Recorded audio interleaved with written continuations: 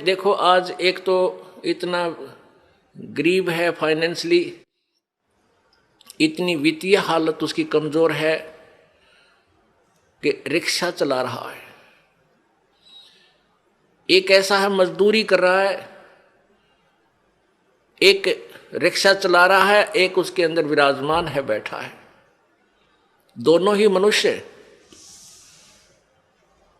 तो पुण्यात्माओं, एक गाड़ी चला रहा है ड्राइवर, एक मालिक उसमें बैठा है और गाड़ी भी मालिक की है। तो इतना भेद यूं क्यों हो गया? क्योंकि पिछले जन्म जन्मांतरों की जैसी भी जिनकी भक्ति शक्ति है, जितना भी जिन्होंने पुण्य किया हुआ है, वो आज आपको ज्यों का त्यों दे रखा है। जिन्होंने पीछे कोई पुण्य किया नहीं, वो आज कंगाल है और एक एक पैसे को मांगते फिर रहे हैं। अब कोई नहीं सुना है। अब देते को हर देत है। जिन्होंने दान किया उनके ठाट ठाट कर रखे हैं। छोटा सा बच्चा बिजनेस में लग जाता है और चारों तरफ से उसके पूरी प्रोग्रेस हो जाती है, विकास होता है, क्योंकि उसने पिछले जन्म में पुण्य कर रखे। वो भगवान दे ही देगा, उसमें टोटा होने ना दे उसके। तो इस प्रकार अब आप जो दान करोगे, प्रथम तो आप इस बात से परिचित हो जाओगे कि अब जो दान करोगे उसका बेनिफिट केवल अगले जन्म में लेने की चाह मत रखना। आप जो भी पुण्य करोगे या भक्ति करोगे, अपना जन्म मृत्यु का रोग कटाने के लिए ही करना। फिर रही बात आपको यहाँ की सुविधाएं, ये तो अपने आप मिलेंगी। ये भक्ति का जो बाई प्रोडक्ट है, यहाँ की सुविधा तो आपको फ्री ऑफ कॉस्ट देगा। ये भक्ति की विधि ऐसी है, ये भक्ति का वो यथार्थ वे है, पूजा का साधन है, जिससे आपको यहाँ की सुविधाएं तो अपने आप मिलेंगी, मांगने की आवश्यकता नहीं पड़ेगी आपको। जैसे गेहूं बीज दिया किसान ने।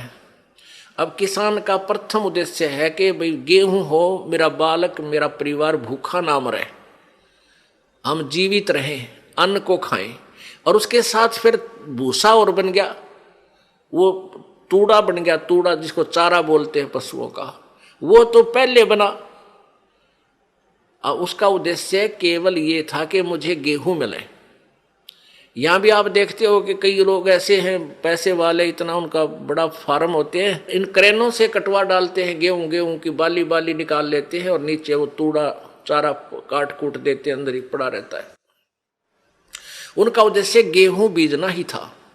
और वो जो तूड़ा है, वो चारा, वो फ्री में होता है, वो अवश्य ही होगा। तो आप यहाँ संसारिक जो आपके ये कार कोठी और धन सुविधाएं आवश्यकता, ये तो तूड़ा समझो इस भक्ति का। ये चारा आपको आप पे मिलेगा। और असली धन है मोक्ष। जो बाली है वो गेहूं समझो मोक्ष है। हमारा उद्देश्य मोक्ष प्राप्ति रहना चाहिए, ना कि वो चारा ही प्राप्त करना।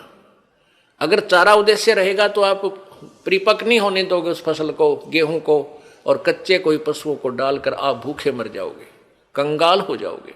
इसलिए हमने इस प्रोसीजर को पूरी तरह समझना है, और वो समझाने के लिए आपको यहाँ बुलाया जाता है। अब बताओ, हमने आपको यहाँ बुलाकर क्या क्या कराना है? कोई काम नहीं, कोई सेवा नहीं। सेवा तो हम आपको तैयार करें पावा सारी। बच्चे लग रहे हैं यहाँ, पुण्यात्मा जिनको पता लग रहा है कि ये सब अपने भाई हैं, सतलोक के वासी हैं। अब ये भूल भटक गए, यहाँ काल के जाल में फंसे हुए हैं, और इनकी जितनी हम सेवा करेंगे, ये मालिक के बच्चे हैं, परमात्मा लाभ देगा सेवा करने वालों को। और आपकी फिर यहाँ ऑपरेशन होगा मोतियाबिंद का। तुम कहाँ फंसे हुए हो, क्या करना था, यहाँ आए किस लिए थे, तुम कर क्या रहे हो? कोटि जन्म तन भर मत होगे, कुछ ना हाथ लग्या रे, कुकर शुकर खरबा बोरे, कौआ हंस बुगारे। करोड़ों जन्म हो गए तो आप जी ने यही कर्म करते ना, अभी तक कुछ भी पल्ला ना पड़ा। आज कोई फैक्ट्री मालिक है, मृत्यु हो जा, कल गधा बन गया, ओ तेरे की। फिर कभी मनुष्य जीवन मिला, फिर कोई पुण्य किया, फिर मनुष्य जीवन मिला, जब वो उसको फैक्ट्री मालिक बना देगा, और फिर मृत्यु। इस जन्म मृत्यु के रूपी रोग से मुक्त होने के लिए आप जी ने इस ज्ञान को समझकर इस भक्ति मार्ग को उसी उद्देश्य से ग्रहण करना चाहिए जो इसका मूल उद्देश्य है।